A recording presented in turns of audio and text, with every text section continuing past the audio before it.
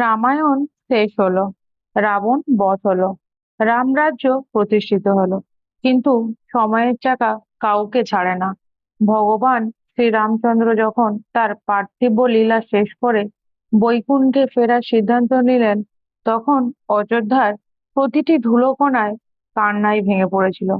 কিন্তু সেই ভিড়ের মধ্যে একজন ছিলেন স্থির, যার চোখে জল থাকলেও হৃদয়ে ছিল এক অটল সংকল্প। তিনি মহাবীর হনুমান। সবাই যখন রামের সাথে বৈকুণ্ঠে যাওয়ার প্রস্তুতি নিচ্ছিল, তখন হনুমান কেন পৃথিবীতে রয়ে গেলেন? রামের প্রস্থানের পর ত্রেতা, দর্পার এবং এই বর্তমানের কলিযুগে হনুমানজি কোথায় এবং কিভাবে আছেন? আজকের এই প্রতিবেদনে আমরা উন্মোচন করব হনুমানজির অমরত্বের সেই রোমাঞ্চকর রহস্য। সরযূ নদীতে প্রবেশের আগে শ্রীরাম তার সমস্ত ভক্ত ও বানর সেনাকে বৈকুণ্ঠে যাওয়ার অনুমতি দিলেন। তিনি হনুমানকে ডেকে বললেন, পুত্র হনুমান, তুমিও আমার সাথে চলো, তোমার জন্য বৈকুণ্ঠের দ্বার অবারিত। কিন্তু হনুমানজির একটি অদ্ভুত প্রশ্ন করলেন, প্রভু, বৈকুণ্ঠে কি আপনার রাম কথা আলোচনা হয়? সেখানে কি কেউ প্রতি মুহূর্তে আপনার নাম জপ করে? শ্রীরাম হেসে বললেন, না না হনুমান, সেখানে কেবল শান্তি, সেখানে কোনো কাহিনীর প্রয়োজন নেই। হনুমান বিনম্র ভাবে উত্তর দিলেন, যেখানে আপনার নাম নেই, সেখানে আপনার কথা নেই, সেই বৈকুণ্ঠেও আমার প্রয়োজন নেই। আমি এই পৃথিবীতেই থেকে যাব, যখন যতক্ষণ আপনার নাম অমর থাকবে। শ্রীরাম অতি ভীত হয়ে হনুমানকে অমরত্বের বর দিলেন এবং বললেন, যতদিন এই পৃথিবীতে রাম কথা থাকবে, তুমি জীবিত থাকবে এবং ভক্তদেরকে রক্ষা করবে। হনুমানজি হলেন হিন্দু শাস্ত্রের 8জন চিরঞ্জীবীর মধ্যে অন্যতম। কিন্তু এই অমরত্ব কেবল বেঁচে থাকার জন্য নয়, এটি ছিল একটি মহান দায়িত্ব। শ্রীরাম চলে যাওয়ার পর হনুমানজি নিজেকে প্রচারের আড়ালে নিয়ে যান। তিনি গভীর অরণ্যে এবং হিমালয়ে নির্জন গুহায় রাম নাম জপে মগ্ন হন।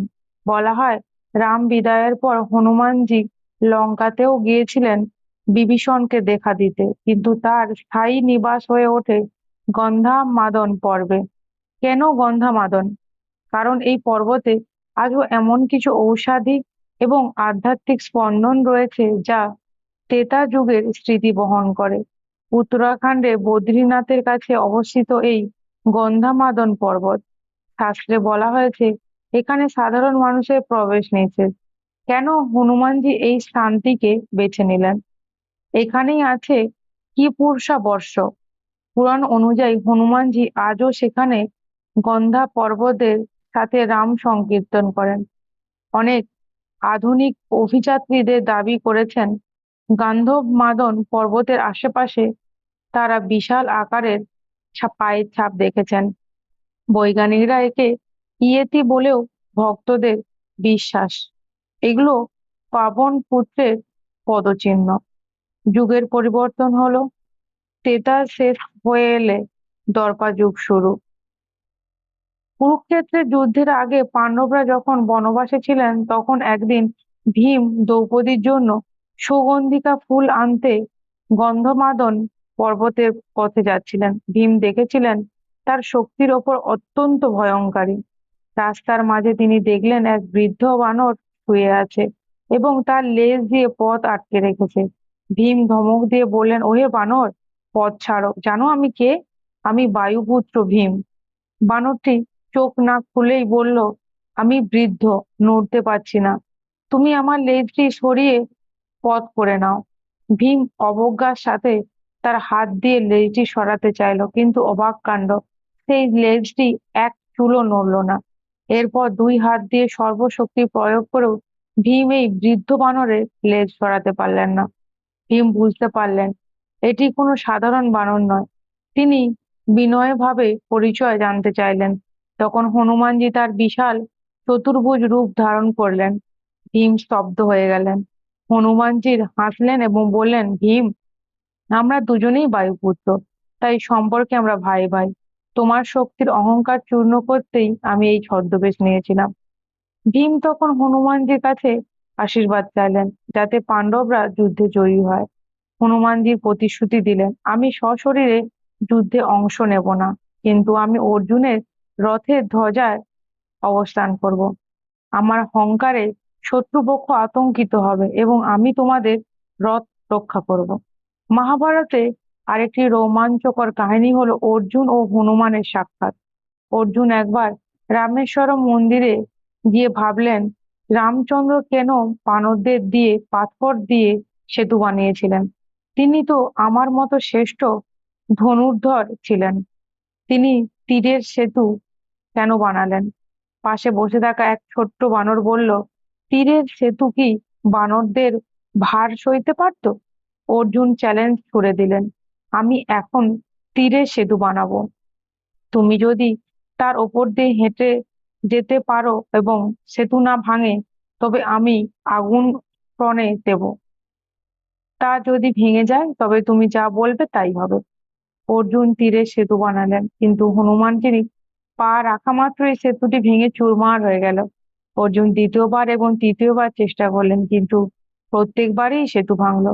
অর্জুন যখন আগুনে ঝাঁপ দিতে যাচ্ছিল তখন ভগবান শ্রীকৃষ্ণ প্রকট হলেন।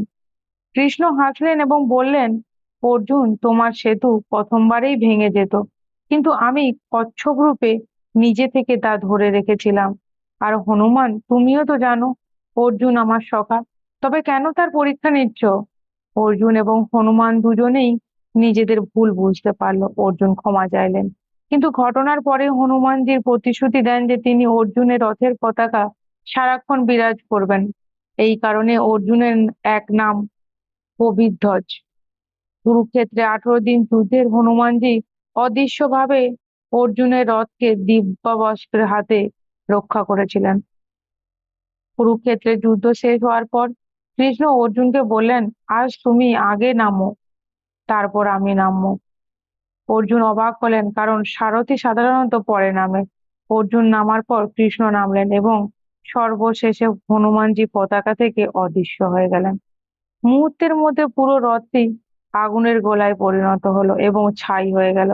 অর্জুনের আর্তনাদ হয়ে উঠলেন। কৃষ্ণ বললেন, অর্জুন, এই রথটি অনেক আগেই ভীষ্ম এবং কর্ণের দিব্যাস্ত্রে ভস্মীভূত হয়ে গিয়েছিল। কেবল হনুমানজি এবং আমার উপস্থিতির কারণে এটি টিকে ছিল। হনুমানজি নেমে যাওয়া মাত্রই রথটি তার আসল অবস্থায় ফিরে এলো। তারপর যুগ শেষ হলো, ভগবান শ্রীকৃষ্ণ বৈকুণ্ঠে ফিরলেন। এবার শুরু হলো কলিযুগ। কলিযুগের প্রভাব থেকে ভক্তদের রক্ষা করার জন্য হনুমানজি আজও পৃথিবীতে বিচরণ করে। কলিক পুরাণে বলা হয়েছে, কলিযুগের শেষ যখন ভগবান কল্কি অবতার গ্রহণ করবেন, তখন হনুমানজি আবারও তার সামনে প্রকট হবেন এবং অশুভ শক্তি বিনাশ করবেন। আমাদের মনে প্রশ্ন জাগে, তিনি কি আজও আমাদের আশেপাশে আছেন? ভক্তদের বিশ্বাস অনুযায়ী হনুমানজি প্রধানত 3টি জায়গায় অবস্থান করেন। গন্ধমাদক পর্ব, যেখানে তিনি নিয়মিত ধ্যান করেন। কিঞ্চি ধান অঞ্জন পর্বত, তার জন্মভূমি। শ্রীলঙ্কার কিছু বিশেষ এলাকা, যেখানে আজও মাতঙ্গ আদিবাসীরা দাবি করেন যে প্রতি 41 বছর অন্তর হনুমানজি তাদের দেখা দিতে আসেন। শ্রীলঙ্কার নোয়ারা ইলিয়া অঞ্চলে জঙ্গলগুলোতে মাতঙ্গ নামক একটি অজন্ত ছোট্ট উপজাতি বাস করে। ছোট উপজাতি বাস করে। তাদের দাবি, হনুমানজি যখন সীতা মাতার সন্ধানে লঙ্কায় গিয়েছিলেন, তখন এই উপজাতি তাকে সেবা করেছিল। হনুমানজি খুশি হয়ে তাদের কথা দিয়েছিলেন যে তিনি প্রতি 41 বছর পর পর এসে তাদের আত্মিক জ্ঞান দেবেন। 2014 সালে শেষবার তিনি এসেছিলেন বলে দাবি করা হয় এবং পরবর্তী আগমন 2055 সালে। কলিযুগে হনুমানজির অস্তিত্ব সব থেকে বড় প্রমাণ হলো গোস্বামী তুলসীদাস। বলা হয় তুলসীদাস যখন রাম চরিত্র মানস লিখেছিলেন, তখন হনুমানজি এক বৃদ্ধ ব্রাহ্মণের বেশে এসে তাকে পথ দেখিয়েছিলেন। এমনকি তুলসীদাসকে শ্রীরামচন্দ্রের দর্শনেও করিয়ে দিয়েছিলেন। হনুমান চল্লিশা হলো সেই শক্তির বহিঃপ্রকাশ যা কলিযুগের মানুষকে অভয় দেয়।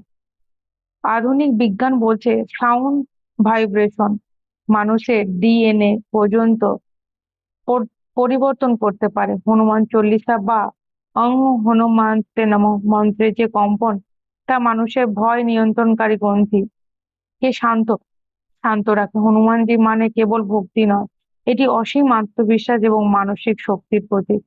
একটি কথা প্রচলিত আছে, যত্র তত্র রঘুনাথ কীর্তনং, তত্র তত্র কীর্তমস্তক অঞ্জলিয়ম। অর্থাৎ যেখানেই শ্রীরামের সংকীর্তন হয় সেখানেই হনুমানজি হাত জড়ো করে অশ্রু সজল চোখে উপস্থিত থাকেন। আপনারা যদি বিশ্বাস করে থাকেন, তবে কোনো বড় মন্দিরে যাওয়ার প্রয়োজন নেই। আপনার হৃদয়ে শুদ্ধটাকেই তারা আপনার কাছে আসবে। আজকের যুগে আমরা ডিপ্রেশন, ভয় এবং একাকিত্ব ভুগি। হনুমানজি আমাদের শেখান কিভাবে বাধা বিপত্তি ডিঙিয়ে আকাশ ছোঁয়া যায়।